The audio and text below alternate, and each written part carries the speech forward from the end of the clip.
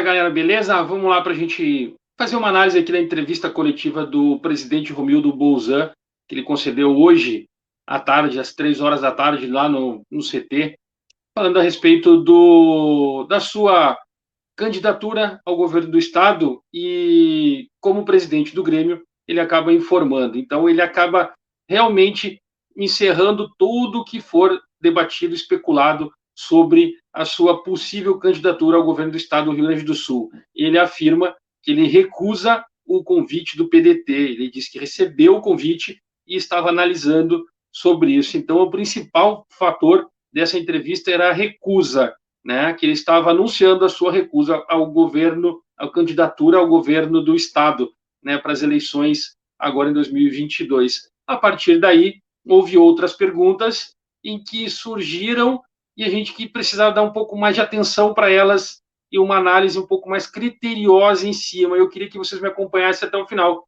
E para isso aí, me dá um like, é o que eu peço para a gente fortalecer aqui o nosso canal. Se inscreve no canal para vocês que não são inscritos, que eu sei que tem muitos que não são inscritos e podem se inscrever, que vai ajudar o nosso canal a crescer cada vez mais, né? E compartilha aí com as redes sociais, aperta o sininho lá, tá? Aperta o sininho para vocês receberem as notificações dos vídeos, porque é o seguinte, depois que ele recusa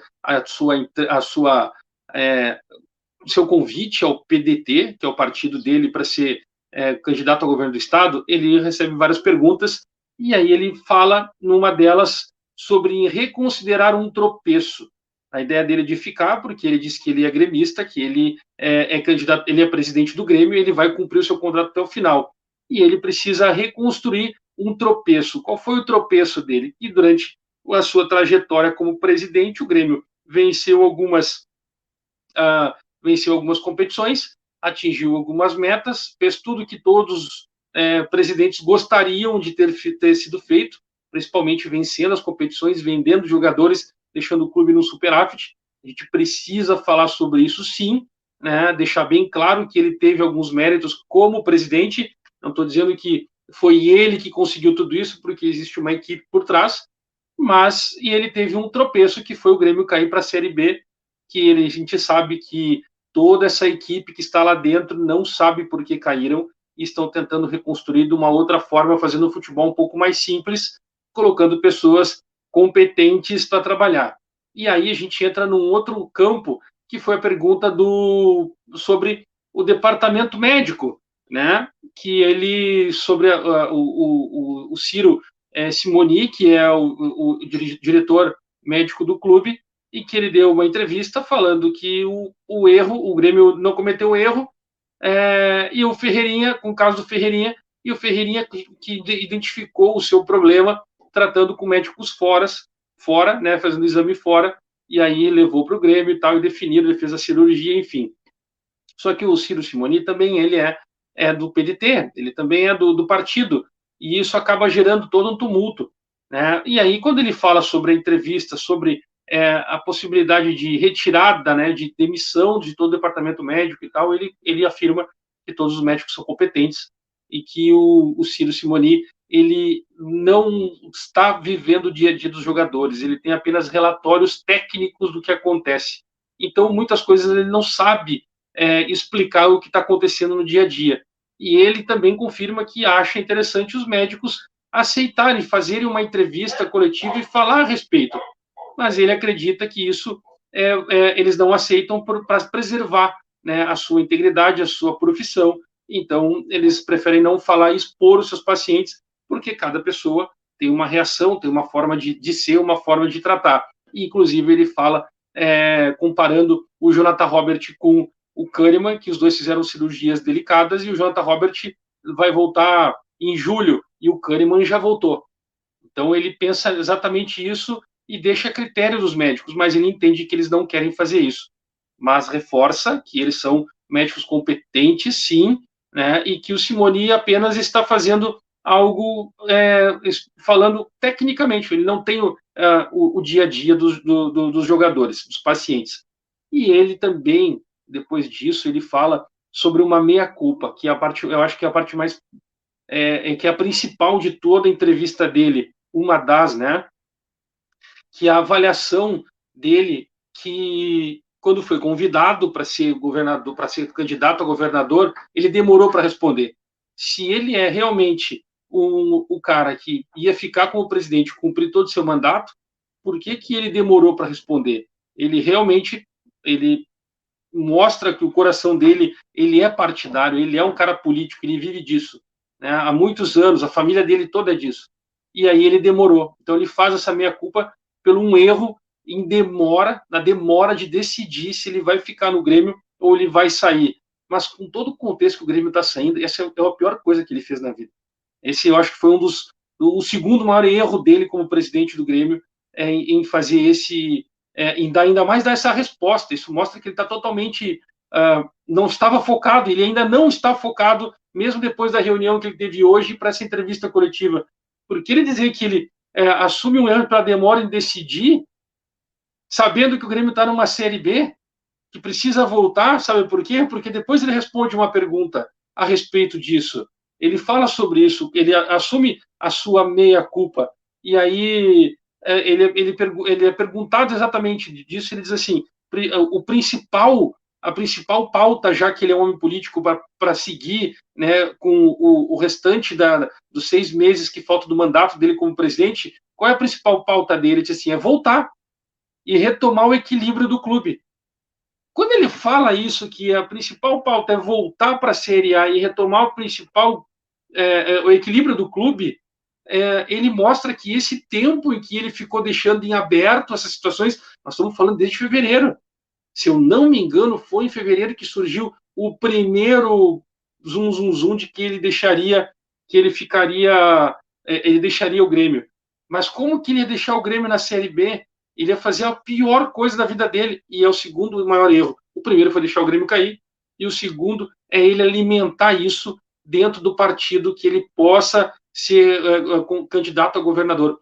Se ele iria ganhar para governador ou não, é uma outra história, não é esse o contexto. E ele, muito menos, ele avaliou isso. Ele está avaliando, ele, dentro do partido, aceitar o que o partido está propondo para ele como militante. Não está preocupado em se ele ia ganhar ou não. É isso, não foi isso que ele ponderou na sua decisão de ficar no Grêmio até o final da competição. Não foi isso.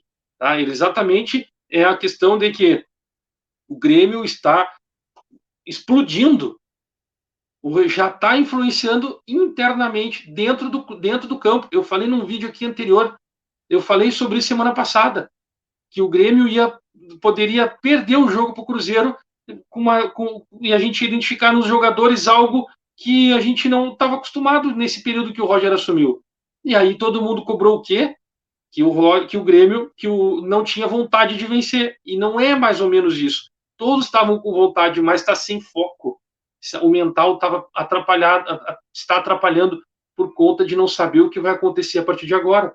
Eu gosto de lembrar que em 2008 nós perdemos uma competição, o Campeonato Brasileiro, onde o Grêmio era líder, né? Líder. O segundo colocado, o Grêmio, tinha 6 pontos de vantagem, 7 pontos de vantagem, e o São Paulo tinha 11 de diferença. E faltavam 7 rodadas e o São Paulo foi campeão brasileiro, porque nessas 7 rodadas o Grêmio se atrapalhou com o movimento político, com tudo que estava acontecendo.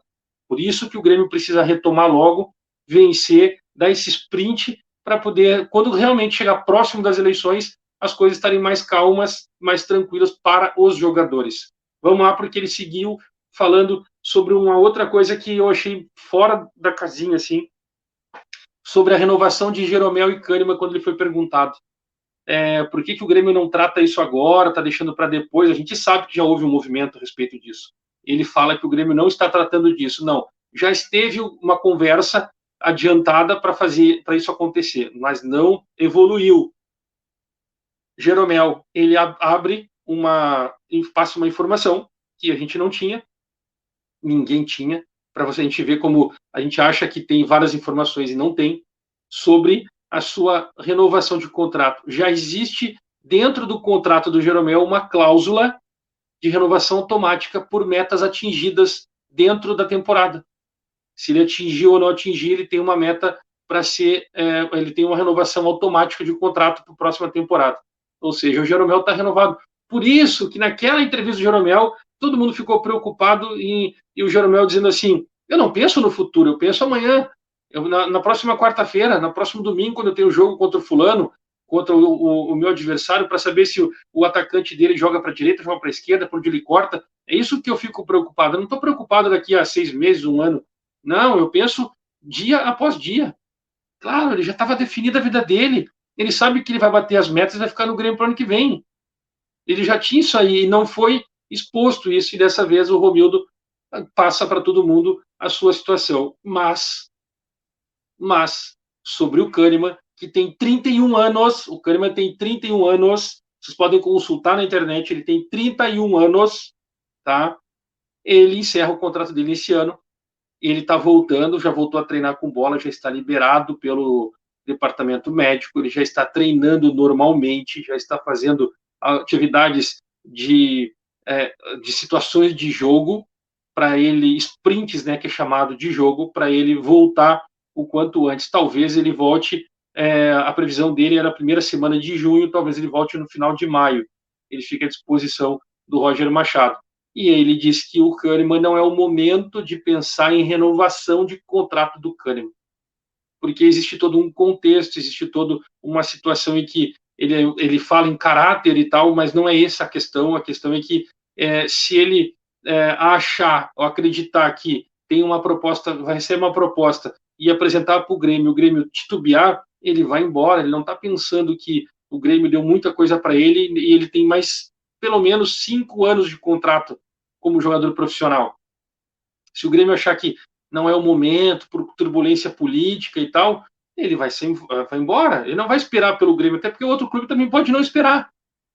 Então, o momento do Kahneman é agora. É para já. Já que ele definiu em ficar no Grêmio e centrar a cabeça e ficar, que nós vamos permanecer, vamos tratar, vamos ficar até o final do mandato, vamos colocar o clube no equilíbrio de novo para poder retomar as vitórias, conseguir atingir as metas, os objetivos traçados.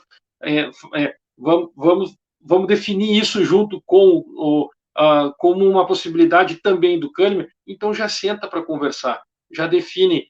Eu sei que é por conta da política, que não sabe quem são os presidentes, quem vai concorrer, precisa sentar com esses presidentes para definir se eles vão querer o Kahneman ou não, se vão conseguir administrar o alto salário que o Kahneman tem, se o Grêmio vai poder ficar, se mesmo se não suba para a primeira divisão ano que vem, ele seria um jogador para se manter, mesmo tendo esse status com alto salário. Tudo isso é empecilho para renovar. Mas ele é presidencialista, eu já falei isso aqui em outros vídeos. Toda vez que a gente conversa com um dirigente, com pessoas do grupo de conselheiros do Grêmio, eles falam assim, o Grêmio é um clube presidencialista. A gente tenta debater, tenta conversar, a gente senta para definir algumas coisas, mas é o presidente que define. Então, se é ele que define, e ele tem a esperança, a sensação de que realmente o Kahneman vai jogar mais 3, 4, 5, 6 anos, então senta e define. Senta com ele, define, faz mais um contrato, faz cláusulas de produtividade também para depois do terceiro ano, o quarto ano, enfim, algo dessa forma. Mas define, já estabelece que ele é o cara que precisa ficar no Grêmio, que ele é o cara que é o início da espinha do time do Grêmio para montagem de elenco para os próximos anos. É ele que vai começar, porque ele tem 31 anos. Nós não estamos falando do Jeromel, que tem 37, tem 36, vai falar 37. Ele não estamos falando do Jeromel, nós não estamos falando do Diego Souza, estamos falando do Kahneman, um dos maiores zagueiros da história do futebol, do Grêmio Futebol Porto-Alegrense. Beleza? O que vocês acharam? Comenta aqui, dá o like, se inscreve e ativa as notificações para a gente crescer aqui. Grêmio!